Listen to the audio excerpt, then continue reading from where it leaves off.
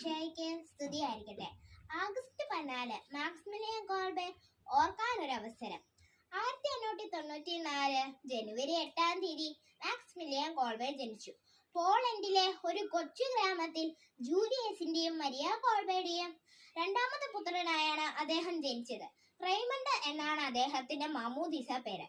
മാതാവിന്റെ രൂപത്തിന് മുന്നിൽ നിന്ന് പ്രാർത്ഥിക്കാൻ അദ്ദേഹം വളരെയധികം ഇഷ്ടപ്പെട്ടിരുന്നു. 8-ാമത്തെ വയസ്സിൽ അദ്ദേഹം ആദികൃപണ സ്വീകരിച്ചു. 16-ാമത്തെ വയസ്സിൽ അദ്ദേഹം സഹാവസ്ത്രം സ്വീകരിച്ചു.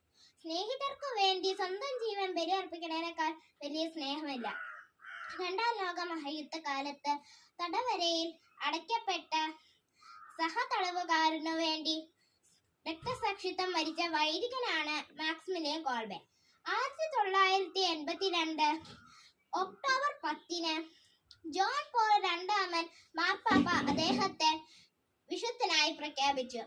അനുദിന ജീവിതത്തിൽ സഹോദരങ്ങളുടെ വിഷമങ്ങളിൽ പങ്കുചേരാനും അവരെ പറ്റുന്നതുപോലെ സഹായിക്കാനും മാക്സിമിലിയൻ കോൾബെയുടെ ജീവിത സമർപ്പണം നമുക്കും പ്രചോദനമേകട്ടെ. നന്ദി.